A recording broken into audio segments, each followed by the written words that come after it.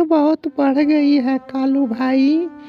लग रहा है इतनी ठंड हो जाएगी तो हम सब पक्षियों को जीना तो हराम हो जाएगी।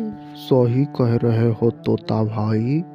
ठंड इतनी बढ़ गई है कि हम सबको दाना लाने के लिए भी जाना मुश्किल हो गया है। अगर इसी तरह ठंड किसी दिन तक और रहेगी तो हम सब लग रहा है भूखे मर जाएंगे। इसी तरह सभी पक्षी आपस में बात कर रहे थे।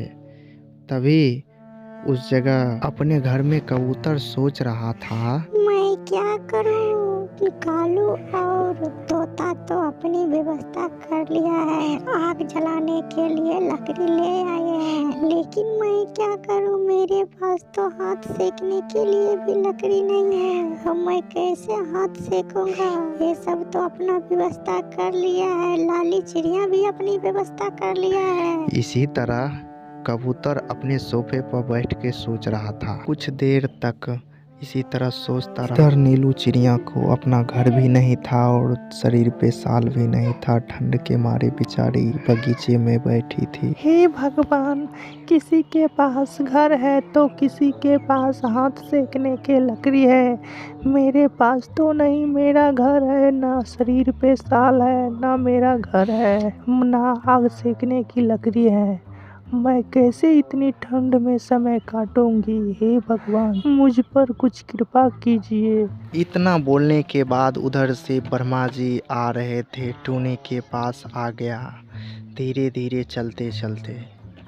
तभी टूनी से पूछते हैं, बोलो टूनी, तुम्हारा क्या परेशानी है? तुम मुझे याद की हो? हाँ ब्रह्मा जी, मैं क्या बताऊँ, किसी को घर है तो किसी को मकान है, लेकिन मेरे पास तो ना मकान है, ना जलावन की लकड़ी है, ना और कुछ भी है। मैं कैसे इतनी ठंड में अपनी शरीर को बिताऊंगा, अपनी जीवन बिताऊंगा ब्रह्मा जी? आप तो पूरे संसार को चलाते हैं, लेकिन मेरे पे नज़र आपके क्यों नहीं आई? इतने देर से मैं तो बहुत दिन से परेशान हूँ। ठीक है टूनी, मैं तुम्हें एक सुंदर सा घर देता हूँ। इतना बोल कर के ब्रह्मा जी शक्ति चलाते हैं और एक सुंदर सा घर बन के तैयार हो जाते हैं। क्या टूनी, तुम्हें और भी कुछ चाहिए? कुछ और भी चाहिए तो तुम मुझे बोलो, मैं तुम्हें अवश्य पूरा करूँगा। जो मुझ पे विश्वास या अथवा मुझ पे विश्वास रखता है या मुझ पे भरोसा रखता है, उस भक्तों को मैं सारे मनोकामना पूरा करता हूँ। दोस्तों, अगर ये वीडियो अच्छा लगा तो लाइक कर लो और इस चैनल को सब्सक्राइब कर लो इसी तरह नए नए कार्टून वीडियो देखने के लिए। एक जंगल में गोरी कौवी और उनका पति कालू कौवा रहता था। गोरी कौवी खाना बना रही होती थी और कालू कौवा काम पे गया था। और गोरी मन में सोचती है, सुबह के गए हैं कालू को जी, लेकिन अभी तक नहीं आए हैं। पता नहीं कालू को कुछ हो तो नहीं गया। मेरा मन तो बहुत ही घबरा रहा है। भगवान जाने, हे राम उसको रक्षा करना। यही मन में सोच रही थी। तभी कालू कौवा उधर से दारू पीते हुए आ जाता है। पिला पिला ओ मोर राजा, पिला पिला ओ मोर रानी, पिले पिले ओ मोर राजा। क्यों गोरी, अभी तक खाना नहीं बना? हाँ, सुबह से बनाने के लिए लगती हो, अभी तक खाना नहीं बना। आ गए, आज फिर से दारू पी के आ गए हैं? मैं सोच रही थी काम करने गए, आप दारू पी के आ गए। इतना बात बोल करके चली जाती है। उसके बाद ये भी इसके पीछे ही पीछे चले जाते हैं, कालू कौवा भी। क्या दोस्त, रात अपने बीवी के पास दारू पी के आया, बीवी तो तेरी भाग गई, अब क्या करेगा दोस्त? बोल। कोई बात नहीं, भाग गई तो क्या हुआ, हम दूसरे लाएंगे बीवी। हाँ, लेकिन मैं दारू पीने नहीं छोड़ूंगा दारू। इसी तरह कालू कौवा और तोता और लालू चिड़िया उस जगह बैठ करके आपस में बात कर रहे होते हैं। तभी कुछ ही देरों के बाद उड़ते हुए आ जाते हैं एक लड़की वाले के घर। तभी उनसे बोलते हैं लड़के वाले से, बाबूजी मैं आपके बेटी को ले जाने के लिए आया हूँ। पता नहीं गोरी को क्या हो गया, तुरंत ही वहाँ से वो भाग गया। मैंने तो थोड़ी सी बात बोले थे कि खाना बनाने के लिए, ये छोटी मोटी बातों पे भाग करके चली आई। ऐसे तो हर एक घर में झगड़ा होते रहते हैं। इसी तरह बहुत ही कालू कौवा उनके पास माफ़ी मांगे, लेकिन लड़की के पापा उनके पास अपनी बेटी को नहीं भेजा।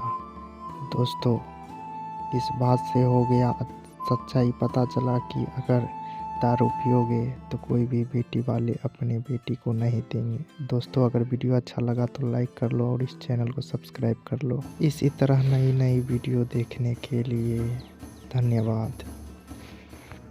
एक गांव में बुढ़िया अम्मा रहती थी। वो अपने घर में ही अकेली ही रहती थी। वो बगीचे में जाती थी और वन में जाकर के लकड़ी काट कर के अपने घर फिर ले आती थी। इसी तरह रोज़ करती थी। अपने घर जाती थी बगीचे और अपने घर लकड़ी लेकर के सिर पे बांध करके और चली आती। उस अम्मा की रोज़ की यही काम थी। एक दिन की बात है, जैसे ही अम्मा सिर पे लकड़ी काट करके बगीचे से वन से निकलती है, वैसे ही उनके पीछे एक भूतिया चिड़िया लग जाती है। वो कुल्हाड़ी से उनके ही पीछे पीछे जाने लगती है। मैं इसका जान लेकर के रहूंगी। इसी तरह बुढ़िया जिधर जिधर जाती थी उधर उधर वो भूतिया चुड़ैल उनके ही पीछे पीछे जा रहे थे। जहाँ तक बुढ़िया अपने घर गया और उनके घर तक भी वह चुड़ैल पहुँच गया। तभी बुढ़िया तांत्रिक बाबा के पास जाते हैं डर के मारे और अपना सारे बात उनसे बताते हैं बाबा से। बाबा, मेरे पीछे एक भूतिया चुड़ैल चिड़िया पड़ गया है। मैं जब जब गई थी लकड़ी काटने के लिए वन से, उसी दिन से मेरे पीछे पड़ गया है। मुझे बाबा बचा लो प्लीज़, मैं आपकी शरण में आई हूँ, इसीलिए मुझे विश्वास है आप मुझे बचा लेंगे बाबा। मैं मरने के लिए अभी नहीं चाहती हूँ बाबा। कोई बात नहीं, तुम चिंता मत करो, तुम मेरे पास आ गई हो। मैं उस भूतिया चिड़िया को मार दूंगी। तुम चिंता मत करो अम्मा। इस जंगल की सारी भूतिया चिड़िया या चुड़ैल मुझसे डरती है। तुम चिंता क्यों कर रही हो? मैं तुम्हें बचाऊंगा और उस भूतिया चिड़िया को अंत कर दूंगा। चलो मेरे साथ।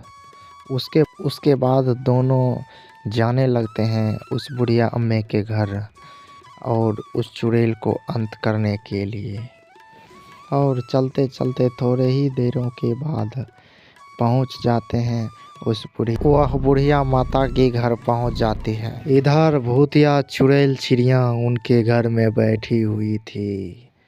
तभी तांत्रिक बाबा बोलते हैं, इस बूढ़ी अम्मा को क्यों तुम परेशान करती हो चिड़िया? हाँ, क्या तुम्हारे अपने जान प्यारी नहीं है?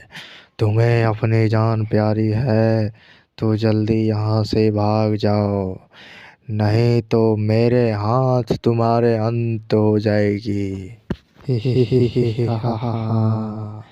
तुम्हारे हाथों मेरे अंत नहीं, हमारे हाथों तेरी अंत हो जाएगी, क्योंकि मैं जंगल की सबसे बड़ा खतरनाक भूतिया चिड़िया हूँ।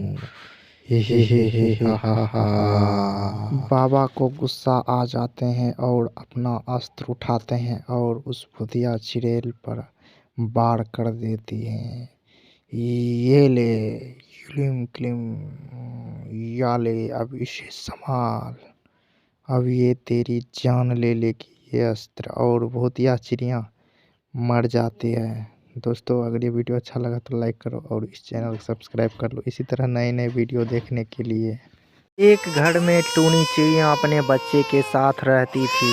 उनका टूनी का पति डेथ कर गया था। उनका छोटा सा बच्चा था। मुझे घर में एक भी काम करने के लिए नहीं देता है। ये बच्चा सारा दिन रोते रहता है। मैं क्या करूं, सारा दिन रोते रहता है। घर में बहुत काम पड़ा हुआ है लेकिन कुछ भी काम मैंने नहीं किया हूँ। टूनी बेचारी घर में अकेली थी, ऐसे ही बोलती थी और अपने बच्चे को खिलाते रहती थी। थोड़ी सी समय मिलती थी तो वो ऑटो चलाने के लिए निकल जाती थी अपनी पेट पालने के लिए।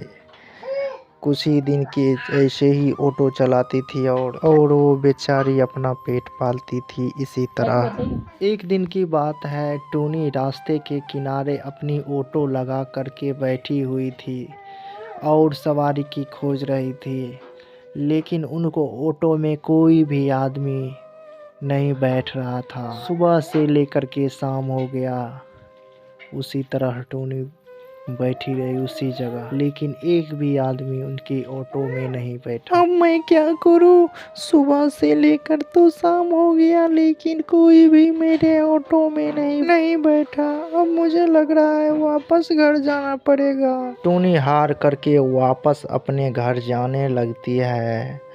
वापस टेम्पू से अपने घर जाने जब लगती है तभी रास्ते के किनारे ही उससे भूख बहुत जोर से टूनी के लगी थी।